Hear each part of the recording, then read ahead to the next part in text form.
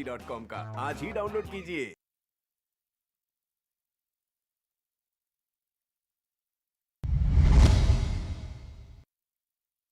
اردو ہے میرا نام، میں خسرو کی پہیلی، میں میر کی ہمراز ہوں، غالب کی سہیلی، دکن کے ولی نے مجھے گودی میں کھلایا، سودا کے قصیدوں نے میرا حسن بڑھایا، ہے میر کی عظمت کہ مجھے چلنا سکھایا، میں داغ کے آنگن میں کھلی بن کے چمیلی، اردو ہے میرا نام، میں خسرو کی پہیلی۔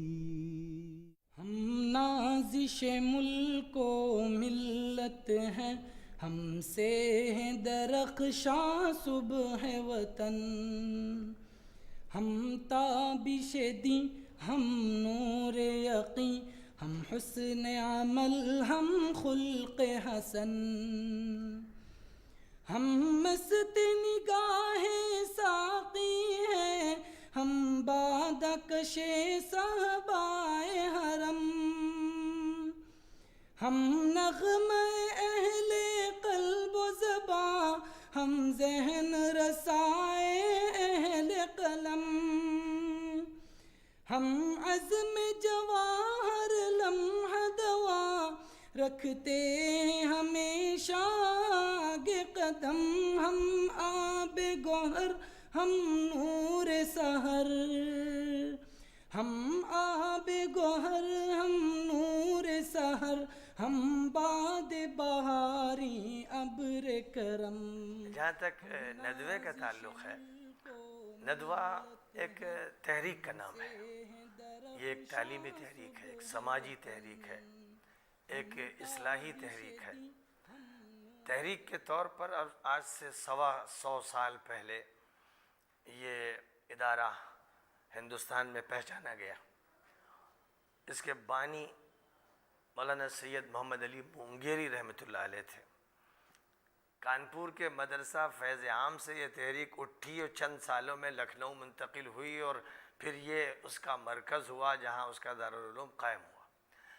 تحریک کے پیش نظر بنیادی طور پر یہ بات تھی کہ انگریزوں کی آمد کے بعد اور ڈیوائیڈ اینڈ رول کی پالیسی کے نتیجے میں جو ڈویژن پیدا ہو گئے ہیں خود مسلمانوں کے بیچ میں، کہ ان کو ٹکرایا گیا اور ہندو اور مسلم اتحاد کو پارا پارا کرنے کی کوشش کی گئی، کہ جو دور یہاں پر مسلمانوں کا 1000 سالہ گزرا تھا اس میں ہندوؤں اور مسلموں کے درمیان اعتماد تھا، محبت تھی، اور کبھی بھی کوئی فرقے وارانہ فساد پورے 1000 سالہ دور میں نہیں ہوا۔ حکام سے لڑتے رہے، طاقت والوں سے لڑتے رہے، لیکن سویلینز کے درمیان کبھی بھی کوئی ٹکراؤ نہیں ہوا ہے۔ یہ ہماری اس تاریخ کا بڑا روشن اور تابناک کردار ہے۔ لیکن انگریزوں کی آمد کے بعد اس کو نقصان پہنچایا گیا، ہر اعتبار سے، سیاست کے میدان میں، تعلیم کے میدان میں، کلچر کے میدان میں، اور ذرائع ابلاغ کا استعمال کرتے ہوئے۔ تو نتیجہ اس کا یہ ہوا کہ فسادات اس ملک میں شروع ہوئے، مسلمانوں کے مابین جو مختلف مسلک ہیں ان کے جھگڑے کھڑے کیے گئے، اور مسلمان اور ہندوؤں کے مابین مذہب کی جنگ چھیڑی گئی، فرقہ واریت کو آگ لگائی گئی، بھڑکائی گئی، فرقہ واریت کی آگ بھڑکائی گئی۔ یہ جو صورتحال تھی، اس صورتحال کے علاج کے لیے، اور یہ کہ ملک میں اتحاد ہو، ملک سالمیت کے ساتھ رہے، امن کی تحریک چلائی جائے، مسلمانوں کے درمیان جو انتشار ہے اس کو دور کیا جائے، اور ایک متحدہ امت کی حیثیت سے اس امت مسلمہ کو اپنے کردار کے لیے تیار کیا جائے۔ اس بنیاد پر تحریک ندوہ اٹھی تھی۔ ساتھ ہی ساتھ اس کا یہ احساس تھا کہ جو مدرسے قائم ہیں ان میں جو نصاب تعلیم چل رہا ہے بہت سے پہلوؤں سے وہ اپ ٹو ڈیٹ نہیں ہے۔ قدیم دور کا جو نصاب چلا آ رہا ہے اسی کو مسلمان ابھی بھی جاری کیے ہوئے ہیں۔ گریک فلسفی پڑھائی جا رہی ہے، اور قدیم منطق اور فلسفے کی بحثیں چھیڑی جا رہی ہیں. جدید سائنس ہے، جدید علوم معاشیات کے ہیں، سماجیات کے ہیں، ان سے واقف ہونا چاہیے. اور جہاں تک اسلامی علوم ہے، قرآن اور حدیث اور فقہ، ان کو بھی اپ ٹو ڈیٹ بنا کر پیش کرنا چاہیے کہ لوگوں سے جو خطاب ہو وہ خطاب وقت کے مطابق ہو، عصری تقاضوں کے مطابق ہو.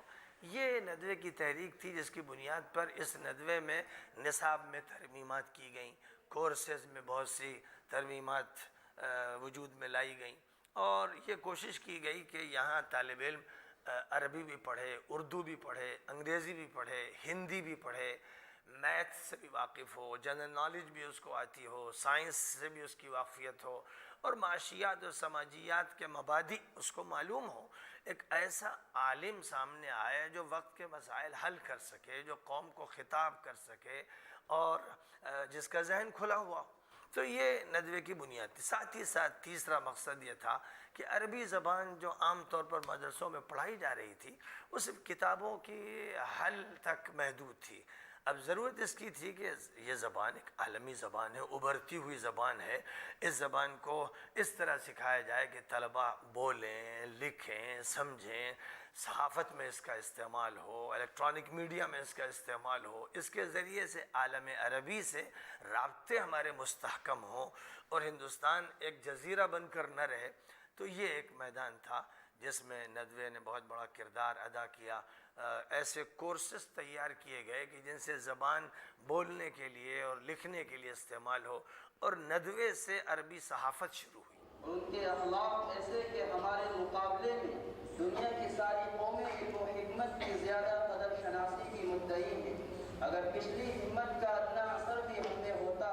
پرائمری سے لے کر کے اور فضیلت جس کو کہتے ہیں، فضیلت ہمارے یہاں شریعت میں فضیلت کرتے ہیں، اور یا ادب میں تخصص کرتے ہیں، اختصاص کرتے ہیں، تو 16 سال شروع سے لے کے آخر تک 16 سال ہے. پھر اس کے بعد پی ایچ ڈی اگر چاہیں. ہمارے یہاں پھر ٹریننگ کے شعبے بھی ہیں جس میں ہمیں صحافت کا شعبہ ہے، اس میں ٹریننگ دی جاتی ہے، اور ہمارے یہاں دوسرے مزید ٹریننگ کا کہ علمی تحقیق ریسرچ کا شعبہ ہے کہ علمی طور پر تحقیق و ریسرچ کیا جائے اور زیادہ سے زیادہ اس سے لوگوں کو فائدہ پہنچانے کی کوشش کی، ان کے علم میں اضافہ کرنے کے لیے. اسی طرح سے ہمارے یہاں انسان کو کیسا ہونا چاہیے اور لوگوں کے ساتھ کیسا معاملہ کرنا چاہیے اور اس کی کیا حیثیت ہونی چاہیے اور اس کو کیا سیکھنا چاہیے، اس کے لیے بھی ہمارے یہاں معہد عالی کے نام سے جو بہت اچھا ایک بڑا سینٹر موجود ہے یہاں پر. اس میں بھی ہمارے یہاں لڑکوں کو پڑھایا جاتا ہے، تدریب کی جاتی ہے. پھر اگر کوئی ہمارے یہاں ایسا ہے جو پی ایچ ڈی کرنا چاہتا ہے، جس کو دکتورا کہتے ہیں، تو ہم اس کے لیے بھی انتظام کرتے ہیں. مگر اگر وہ اس کے اندر کوئی امتیازی کیفیت پائی جاتی ہے، امتیازی شان ہے اور اچھے نمبروں سے کامیاب ہوتا ہے، اور ہمیشہ وہ پڑھنے میں اس نے خوب جی لگایا اور ہمیشہ شروع سے لے کے آخر تک اس کا امتحانی نتائج اس کے بہت اچھے رہے، تو اس کے بارے میں ہم سوچتے ہیں. اگر وہ پی ایچ ڈی کرنا چاہتا ہے شریعت کے معاملے میں یا ادب میں خاص طور سے یا تاریخ میں یا فقہ کے اندر، تو ہم اس کو پی ایچ ڈی بھی کراتے ہیں. ہمارا اپنا انتظام ہے. بچے کا خرچ تو جو آتا ہے وہ سبسڈی سمجھیے تھوڑا لیا جاتا ہے. کوئی دونوں وقت کھانے کا پیسہ لیا جاتا ہے اور وہ تقریباً 1000 کے قریب ہوتا ہے، اس سے زیادہ نہیں ہوتا. اور بقیہ جو کچھ ہے ہم استادوں کو تنخواہ دیتے ہیں. ہمارے اور مکاتب جو ہیں بہت پھیلے ہوئے ہیں. ہمارے اس دارالعلوم سے کہ ہمارے برانچز ہیں جو پورے ہندوستان میں تقریباً 250 کے قریب برانچز ہیں. ہندوستان نہیں بلکہ ہندوستان کے باہر بھی، نیپال میں بھی، بنگلہ دیش میں بھی، اور انڈونیشیا میں بھی، اور ملیشیا میں بھی، اور یہاں تک کہ آکسفورڈ میں بھی ہماری ایک برانچ ہے موجود. ہمارا نصاب پڑھایا جاتا ہے. ہم عربی زبان میں پڑھاتے ہیں. پرائمری میں تو اردو میں پڑھاتے ہیں، اور اس میں جہاں ضرورت ہوتی ہے انگریزی میں بھی اور ہندی میں بھی پڑھاتے ہیں. ہمارے بچے تو باہر نکلنے کے بعد چونکہ وہ یہاں بھرپور علم حاصل کر لیتے ہیں، اس لیے زمانے میں وہ اجنبی نہیں رہتے. بلکہ زمانے میں نکلنے کے بعد وہ سب ہم آہنگ ہو جاتے ہیں سب سے. اور کہیں بھی کتنے لوگ ہیں جو بڑی بڑی یونیورسٹیوں کے اندر وہ پروفیسر ہیں اور وہ انگریزی میں بھی پڑھاتے ہیں, اور عربی ادب کے پروفیسر ہیں, انگریزی کے پروفیسر ہیں, اور فقہ اسلامی کے پروفیسر ہیں, حدیث کے پروفیسر ہیں بڑی بڑی یونیورسٹیوں میں, یہاں تک کہ باہر کی یونیورسٹیوں میں ہیں.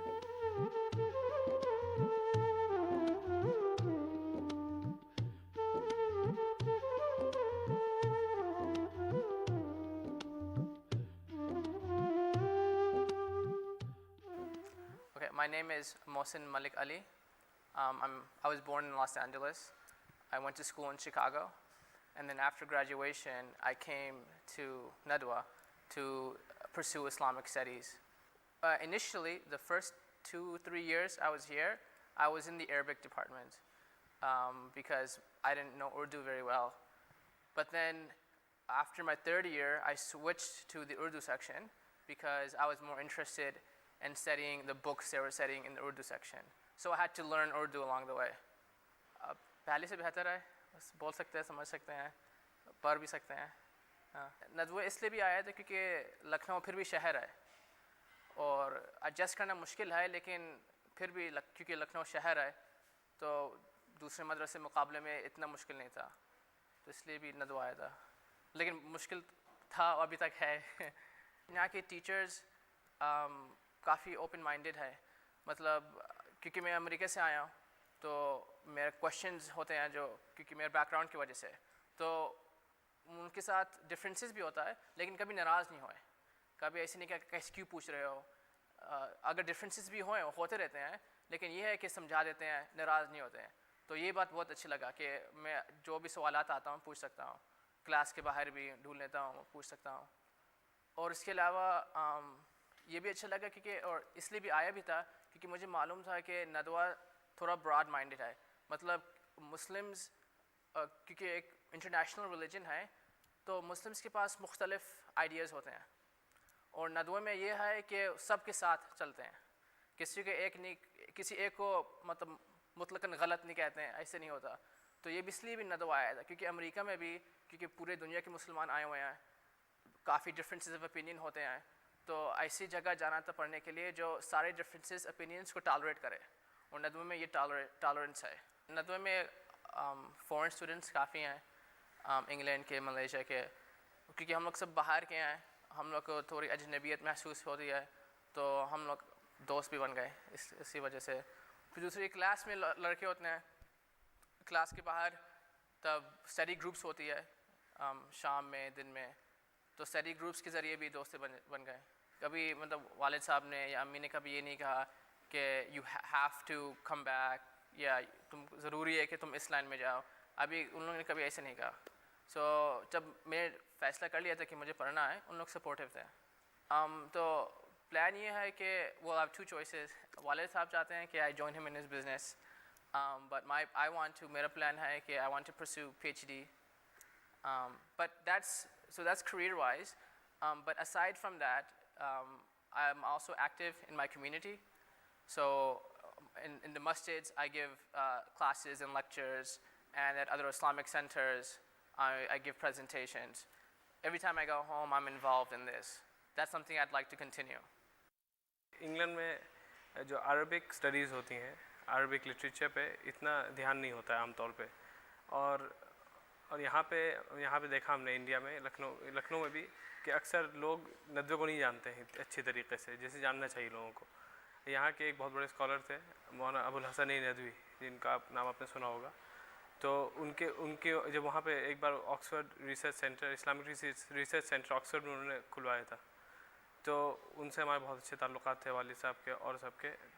تو وہاں پہ یہ فرق یہ دیکھا کہ وہاں پہ یونیورسٹیز میں, اور ویسے بھی ہم نے لینگویجز لی تھی اپنے ہائی اسکول جب کیا تھا, تو اتنا اچھا نہیں تھا جتنا اچھا یہاں پہ لٹریچر پہ دھیان دیتے ہیں. یہاں پہ سب سے اچھا یہی ہے کہ جب سوالات کرتے ہیں کسی ٹیچر سے, کلاس کے اندر بھی ہو اگر ٹیچر نے کچھ کہہ دیا کسی بھی مسئلے پہ, کچھ بھی کہہ دیا, تو ہم اگر وہیں ان کو ٹوک دیں یا کچھ کہہ دیں کہ یہ ہم کو صحیح نہیں لگ رہا ہے, تو کبھی ڈانٹیں گے نہیں, یا کبھی یہ نہیں ہوگا کہ بعد میں کبھی ہم سے کچھ الٹا سیدھا کہیں, بلکہ وہیں پہ کلاس کے اندر اس کو صحیح سے بتا دیتے ہیں. اور اگر پتہ نہیں ہوتا ہے, اور ایک اچھی بات یہ بھی ہے کہ ٹیچر کو پتہ نہیں ہوگا تو ٹیچر ریسرچ کر کے ایک دو دن بعد کہیں گے, ایک دو دن ٹائم دیکھ کے اس کے بعد جواب دے دیتے ہیں ٹیچر. یہاں پہ عام طور سے کبھی دوسری جگہ پہ کوئی سوال پوچھے تو اگر جواب پتہ نہیں ہوتا تو لوگ اپنی طرف سے جواب دیتے ہیں, لیکن یہاں پہ دیکھا ہے کہ ٹیچر جو ہے اچھا جواب دیتے ہیں. اگر سیکھنا ہے کسی کو تو سوال کرنا چاہیے, اور سوال اچھا کرنا چاہیے سوچ سمجھ کے. تو ہم لوگ سوال زیادہ کرتے ہیں, اور ویسے بھی ہم لوگ کلچر میں بہت زیادہ فرق ہے. وہاں پہ انگلینڈ میں ملٹی کلچر پورا ہے. ہمارے لیز کے اندر بھی ہر جگہ کے لوگ آتے ہیں, عرب سے, امریکہ سے, آسٹریلیا سے, کچھ انڈینز بھی ہیں, پاکستانیز بھی ہیں. تو وہاں زیادہ سوال لوگ کرتے ہیں, ہر چیز پہ سوال کرتے ہیں. تو ہم لوگ کی بھی ویسے ہی ہے کہ وہاں جائیں گے تو بھی لوگ سوال کریں گے تو اس کا جواب دینا بھی ہم لوگ ضروری ہے. اس وجہ سے یہاں ہم لوگ سوال کرتے ہیں ٹیچر سے. وہاں پہ ہر طرح کی سوچ سب کی الگ الگ ہے لوگوں کی. جہاں کے جیسے بتایا آپ کو ملٹی کلچرل ہر جگہ سے لوگ آتے ہیں, تو اس کو ایسا کرنا ہے کہ کسی کو اچھی طریقے سے جواب دینا اور ایسی بات کرنا جس سے وہ خوش ہو جائے. تو اس کی بہت ضرورت ہے انگلینڈ میں. اور ویسے بھی ایسے انگلینڈ میں لیز میں ایسے ہم نے دیکھا ہے, وہاں پڑھتے تھے کالجز میں, تو بالکل فکر الگ طریقے کی ہے. تو یہاں کے ندوے کی فکر وہاں سے کچھ مشابہت دیتی ہے. تو اسی وجہ سے یہاں پہ پڑھنے سے ہم کو کچھ فائدہ محسوس ہوا ابھی تک. ہندوستان جب وہاں انگلینڈ میں تھے تو ہندوستان کا کوئی پکچر نہیں تھی, اور ویسے تو ڈاکیومنٹریز دیکھتے تھے تو اس سے کچھ پتہ چلتا تھا کہ مطلب ہے ہم لوگ کے والدین کہیں انڈیا سے آئے تھے, لیکن کبھی انڈیا آنا نہیں ہوا. جب بہت پہلے آئے تھے ایک بار 1997 1998 میں, بہت چھوٹے تھے اس وقت. تو اس وقت تھوڑا بہت یاد ہے کہ ایسا تھا, اور کہیں لکڑی جل رہی ہے تو کہیں گائے چل رہی ہے روڈ پہ, تو کہیں یہ ہے, تو یہ یاد تھا. جب یہاں آئے تو یہاں دیکھا اور دیکھنے کو ملا, لوگوں سے ملے, ہر جگہ کے لوگ. یہاں تو ایسا ہے کہ کوئی اگر بنگال کا ہے تو کوئی اگر آسام کا ہے, کہیں اور کا ہے, تو اس سے جب ملتے ہیں تو تھوڑا سا فرق محسوس ہوتا ہے. ہم لوگ ایسے انگلینڈ میں اتنا نہیں ہے. انگلینڈ میں تو وہی انگلینڈ کے لوگ ملیں گے آپ کو, تو کوئی لندن کا ہوگا, کوئی لیورپول کا ہوگا, کوئی لیڈز کا ہوگا, اتنا فرق آپ محسوس نہیں کریں گے. لیکن یہاں پہ اس کے بات چیت کرنے میں فرق ہے, زبان بالکل الگ ہے اس کی. اور تو ایسے دیکھنے میں بہت اچھا لگتا ہے. اور یہاں لکھنؤ میں زیادہ چیز ہے نہیں گھومنے کے لیے, لیکن جو چیزیں ہیں, اب ہمارے دوست کبھی اگر آتے ہیں انگلینڈ سے, وہ آتے ہیں ندوے دیکھنے کے لیے. ہم کبھی ان سے بات ہوتی ہے فیس بک پہ اور دوسری چیزوں پہ, تو آئے دوست ہمارے, تو ندوہ بھی ان کو دکھایا, لکھنؤ بھی دکھایا, تو بہت خوش ہوئے.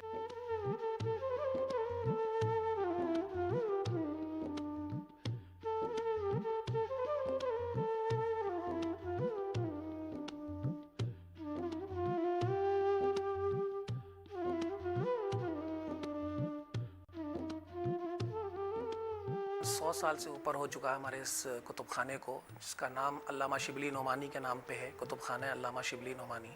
جب ندوہ قائم ہوا تھا تو اس وقت ہی اس کے بانیوں کے ذہن میں یہ تھا کہ ایک مدرسے کے ساتھ ساتھ جہاں لڑکوں کی تعلیم کا, اعلیٰ تعلیم کا انتظام ہو, وہیں ایک معیاری کتب خانے کا بھی قیام ان کے مد نظر تھا. اسی کے تحت اس کتب خانے کو قائم کیا گیا ہے. یہاں پر مطبوعات ہیں, یعنی پرنٹڈ بکس ہیں, اور مینوسکرپٹس یعنی مخطوطات بھی ہیں بڑی تعداد میں. اور یہ ہمارا کتب خانہ مطلب بنیادی طور پر اسلامی کتابوں کا بہت بڑا ذخیرہ ہے, جس میں زبانوں کے اعتبار سے عربی کتابیں عربی زبان میں ہیں, فارسی, اردو, انگریزی, ہندی اور بھی دیگر زبانوں میں یہاں کتابیں ہمارے پاس موجود ہیں. اچھا خاصا بڑا ذخیرہ ہے. یہاں پر ہمارے یہاں ندوے سے جو دارالعلوم ندوۃ العلماء کے کورس کی کتابیں ہیں وہ بھی یہاں موجود رہتی ہیں. دینی کتابوں کا ہمارا بہت بڑا ذخیرہ ہے, جس میں قرآن مجید کے نسخے ہیں بڑی تعداد میں, اور وہ مخطوطات بھی ہیں ہاتھ کے لکھے ہوئے, اور مطبوعات بھی ہیں. اسی طرح قرآن مجید کا ترجمہ, تفسیر کا بہت بڑا ذخیرہ ہے. اسی طرح حدیث شریف کا ہے صحاح ستہ, جو اس کے لیٹسٹ ایڈیشن آ رہے ہیں وہ بھی ہمارے ہاں بڑی تعداد میں ہیں. اسی طرح فقہ اسلامی پر اچھا خاصا بڑا ذخیرہ ہے. جو پرانا کتابوں کا تھا, جیسے فتاوی عالمگیری وغیرہ ہے, اس کا عربی ورژن فتاوی ہندیہ کے نام سے ہے وہ یہاں. در مختار, جتنے فقہ حنفی کی کتابیں, فقہ شافعی کی, فقہ مالکی, فقہ حنبلی, چاروں فقہ کی کتابیں ہمارے پاس موجود ہیں, اور ان کی شروحات ہیں. اچھا خاصا بڑا ذخیرہ ہے. اسی طرح اصول فقہ ہے, اصول حدیث ہے, اصول تفسیر ہے, اور پھر عربی گرامر, نحو اور صرف کی کتابیں بڑی تعداد میں ہیں. لغت کی کتابیں, عربی کی بڑی اہم جو لغت کی کتابیں ہیں وہ ہمارے پاس موجود ہیں, تاج العروض وغیرہ. جن کا بڑی حیثیت ہے، وہ سب یہاں موجود ہیں ماشاءاللہ۔ اسی طرح اردو ادب کا اچھا خاصا ذخیرہ ہے، جو مثلا اردو کے جتنے بھی ادبا ہیں ان کے قابل ذکر کتابیں جو ان کی چھپی ہوئی وہ کتابیں ہمارے یہاں موجود ہیں کتب خانے میں۔ اسی طرح اس وقت کے آج سے تقریباً 100 سال کے عرصے میں جتنے اہل علم تھے ان کے اپنا بڑا ذخیرہ تھا کتابوں کا۔ ان کے انتقال کے بعد یا ان کے ہاں ان کے وارثوں نے گویا حفاظت کے اور اس کے اشاعت کے افادے کے غرض سے انہوں نے ندوے کو وقف کر دیا۔ تقریباً 5000 ہمارے پاس مخطوطات ہیں، اس کی الگ سے ہم نے ایک انڈیکس چھاپا ہے، فارسی اور عربی کے مخطوطات کی ہے فہرست ہے موجود۔ اس میں قرآن مجید ہیں بہت خوش خط لکھے ہوئے، کئی 100 سال پرانے نسخے ہیں ہمارے پاس۔ اس میں ایک طرف عربی میں لکھا ہے، دوسری طرف ہندی میں ہے، اور سطروں کے نیچے دونوں لائنوں کے نیچے ترجمہ ہے تاکہ پڑھنے والے کو آسانی ہو۔ عربی کا ترجمہ اردو میں ہے اور ہندی کی رسم الخط ہندی میں ہے، باقی وہی چیز عربی میں ہے۔ جو عربی کی قرآن شریف کی آیت ایک طرف ہے، اسی آیت کو دوسری طرف ہندی میں لکھا ہے۔ اسے نیچے جو ترجمہ ہے اردو میں لکھا ہے، اس ترجمے کو ہندی رسم الخط میں لکھا ہے، جیسے بسم اللہ الرحمن الرحیم عربی میں لکھا ہے، ادھر ہندی میں بسم اللہ الرحمن الرحیم۔ اس کا ترجمہ شروع کرتا ہوں میں اللہ کے نام سے جو بڑا مہربان اور نہایت رحم کرنے والا ہے۔ یہی ہندی میں بھی لکھا ہے، بالکل سیم ویسے ہی، بس رسم الخط بدل دیا گیا ہے بس۔ یہ قرآن شریف ہے، 300 سال پہلے لکھا گیا، اور اس کا خط بہت خوبصورت ہے، اور پورا کام سونے سے کیا گیا ہے، پورا گولڈ ورک۔ اس میں سطروں کے درمیان یہ سب جو ہے سونے کا ہے، گولڈ ورک ہے۔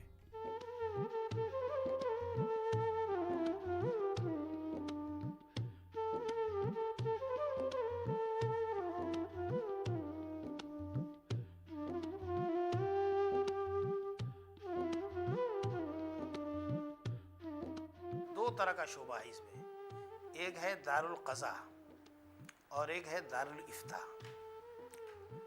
تو دارالقضاء میں میاں بیوی کے درمیان جو اختلافات ہوتے ہیں، تو اگر میاں بیوی دونوں چاہیں، ان کے سرپرست چاہیں، تو یہاں پر آتے ہیں اور لکھ کے دیتے ہیں کہ ہم آپ کے فیصلے پر راضی ہوں گے۔ تو دونوں کی بات سن کر، گواہوں کے بیانات لے کر جس نتیجے پر پہنچتے ہیں وہ فیصلہ دے دیتے ہیں۔ تقریباً 99% تو ہوتا یہ ہے کہ دونوں میں مصالحت ہو جاتی ہے، اور کبھی کبھی ایسا ہوتا ہے کہ فیصلہ کرنا پڑتا ہے۔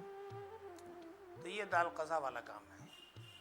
دارالافتاء کے اندر ہوتا یہ ہے کہ زبانی یا تحریری، اور تحریری میں بھی 3 شکل ہوتی ہے۔ کچھ لوگ خود آ کر کے دیتے ہیں، کچھ لوگ ڈاک کے ذریعے سے بھیجتے ہیں، اور کچھ لوگ جو ہے نیٹ کے ذریعے سے بھجواتے ہیں۔ تو ان کے سوالات کے جوابات دیے جاتے ہیں، ہر طرح کے سوالات جو علمی مسئلے مسائل کے جو کرتے ہیں اس کے جوابات دیے جاتے ہیں۔ 1991 سے باقاعدہ یہاں پر افتاء کی ٹریننگ کا کورس شروع ہوا، اور یہاں پر 10 لڑکوں کا ایک کوٹا ہے جس میں رکھا جاتا ہے۔ تو ان کو جو ہے 1 سال میں پوری تربیت دی جاتی ہے۔ 1 سال کے بعد جو ہے وہ اس کے اہل ہو جاتے ہیں۔ اس سے پہلے بھی 2 سال پہلے پڑھے ہوئے تھے، تو 2 سال اور بھی وہ فقہ کا مسئلے مسائل کا کورس پڑھے ہوئے تھے۔ اس کے بعد جو ہے آخری کورس 1 سال کا مزید اس کے لیے پڑھتے ہیں۔ اس سے پہلے ہمارے مسئلے مسائل کی بہت ساری کتابیں ہیں، جیسے الفقہ المیسر نام کی کتاب پہلی پڑھتے ہیں، پھر اس کے بعد قدوری پڑھتے ہیں، پھر شرح وقائع پڑھتے ہیں، پھر ہدایہ کی 4 جلد ہے اس کو پڑھتے ہیں، اور اس کے علاوہ حدیث کے اور تفسیر کے اور مختلف مضامین کے اسباق پڑھنے کے بعد جو فضیلت کا کورس ہے جو تقریباً MA کے برابر ہوتا ہے، تو اس کو فارغ ہونے کے بعد 1 سال کی ٹریننگ ہوتی ہے۔ یہ اس کے بعد جو ہے اپنے طور سے یہ اگر ادارے کے پاس جگہ آتی ہے تو ادارہ بھی بھیج دیتا ہے، اور کبھی اس ادارے کے لائق ہوتے ہیں تو ادارے میں بھی رہتے ہیں، ورنہ کہیں بھی اپنے طور سے بھی جاتے ہیں۔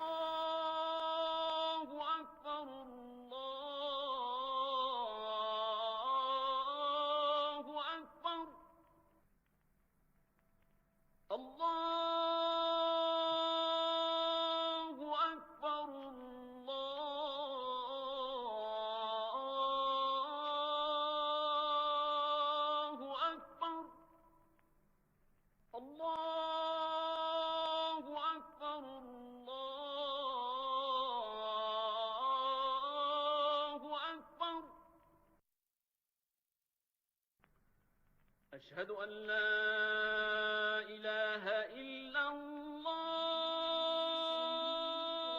ملت ہے ہم سے درخشاں صبح وطن ہم تابش دین ہم نور یقین ہم حسن عمل ہم خلق حسن